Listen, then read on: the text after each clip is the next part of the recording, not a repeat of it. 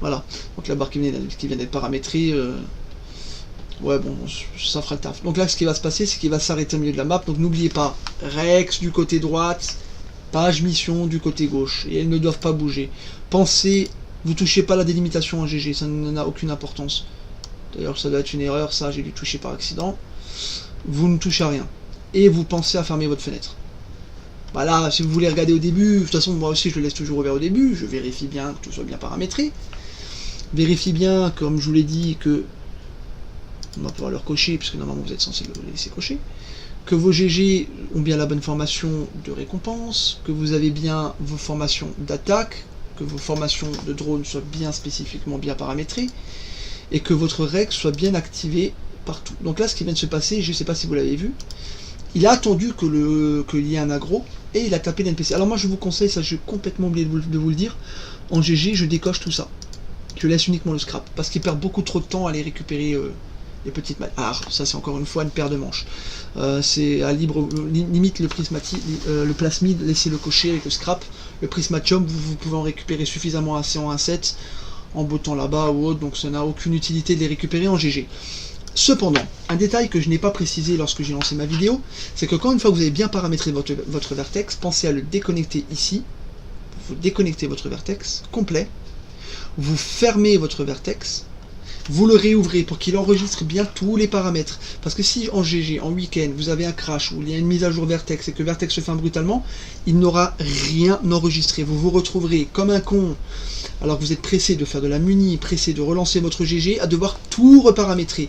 Donc paramétrez toujours le vendredi soir, vers 21h, 22h, et pensez à refermer votre Rex et à le réouvrir. C'est juste ce petit détail qui va vraiment jouer.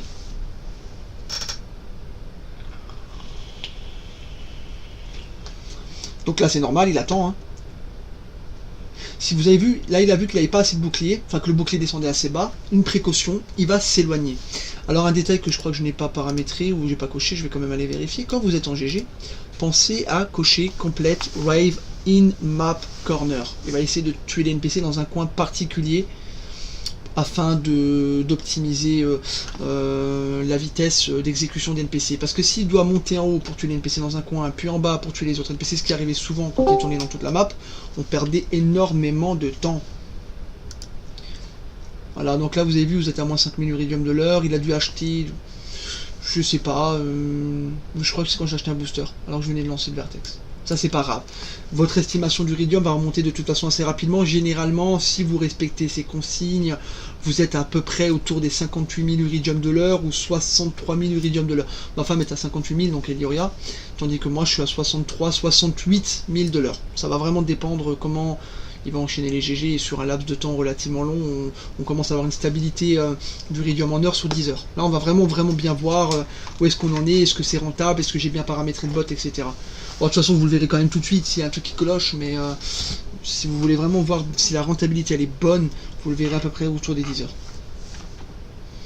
Voilà. Parce que c'est pas comme quand vous tapez des NPC en A8, il vous dit vous êtes à 9000 Uridium de l'heure, vous êtes vraiment à 9000 Uridium de l'heure. Là ce n'est pas le cas, parce que là il va faire des alpha, bêta, gamma, mais pas dans un ordre précis. La chronologie n'est pas la même, il va faire par exemple alpha, alpha, bêta, gamma, ou alpha, alpha, alpha, bêta, gamma, ou alors alpha, alpha, alpha, bêta, bêta, gamma. Vous voyez, c'est pas stable, donc on peut pas le savoir au bout d'une heure. C'est vraiment quelque chose qui va se savoir au bout de quelques heures. Voilà, vous avez vu, donc là il va taper les NPC tranquille au X1, vous avez vu la vitesse à laquelle il les exécute, il n'y a aucun souci. Alors je crois qu'elle a dû... Voilà, bon après... ouais, si, c'est correct. Alors vous avez vu, il va jongler assez rapidement d'un NPC à un autre, c'est pas grave, il le fait exprès. De toute façon, les NPC qu'il va taper ne se réparent pas. Donc il fait ça pourquoi? Pour éviter de prendre le maximum de dommages possible. Il va vraiment essayer de minimiser les dommages en prenant toujours les NPC qui se trouvent le plus à l'extrémité. Ce qui est plutôt pratique si vous vous retrouvez dans une vague, par exemple en gamma, cristallin, qu'il est obligé de les taper, ou alors protégite, il va pas taper le même à la chaîne alors que les autres lui viennent autour de lui, il va péter. Donc pour ce faire, surtout qu'il est en papillon, il va vraiment optimiser le tir. Quoi qu'il en coûte, même s'il le reprend par la suite, ça reste identique, quoi, puisque vous avez vu, il ne perd pas de temps.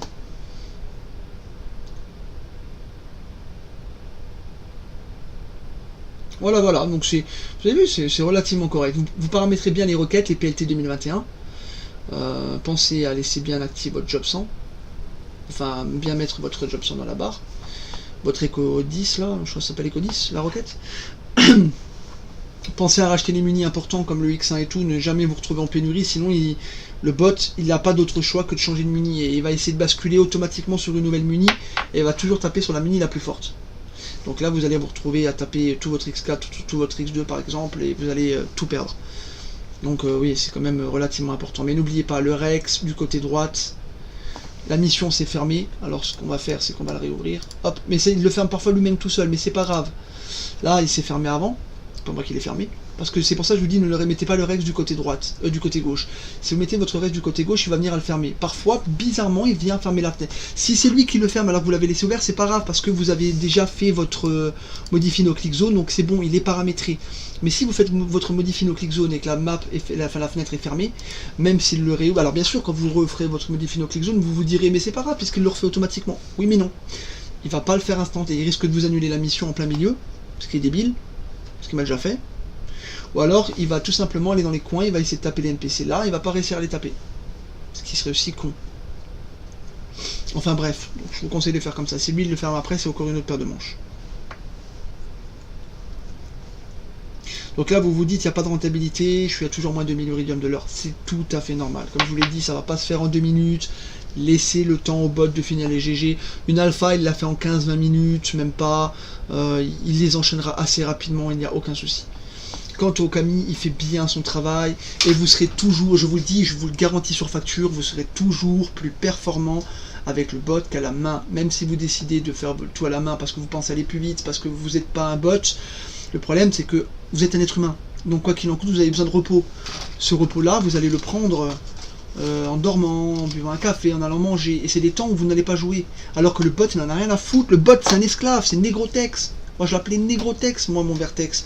Il fait tout. Il est là pour bosser, il est pas là pour glander. Il est là pour faire de la GG non-stop. T'es payé 15 € par mois, tu fermes ta gueule et tu bosses. C'est un peu cru, mais c'est ça. En somme, c'est... Je lui demande, je lui donne une tâche, je lui demande quelque chose, il doit le réaliser. Si c'est bien réalisé, il n'y aura aucun souci. Ouais, je parle beaucoup, vous m'excuserez. Voilà, voilà. Donc, bon, sur ce, on va finir cette vague et je vais ressortir. Et on va... essayer sur les 2 minutes, je pense pas, non, je pense pas que j'aurai assez de temps. Sinon, non, ce serait trop long. On fera ça dans une autre prochaine vidéo, je vous expliquerai comment on paramètre le bot en 1.5 et en 1.8 avec une configuration adéquate pour essayer de gagner et de rafler le maximum du riz. Et je laisserai tourner 1 heure, ensuite je mettrai une petite pause pour vous montrer combien je gagne de l'heure dans des maps comme la 1.5 qui est clairement rentable, beaucoup plus rentable que la 1.8. Et la 1.8 qui est la deuxième map la plus rentable du jeu tout en étant la plus sereine, à la condition qu'il n'y a pas de guerre. Parce que la 1.8 peut être une très bonne map pour farmer, mais vraiment tranquillement, dès lors qu'il n'y a pas de guerre. Parce que dès qu'il y a des guerres, la 1.8 à cause de la BL devient très vite cauchemar. Alors vous avez vu, là il va aller ramasser le scrap. Voilà, il a ramassé tout le scrap.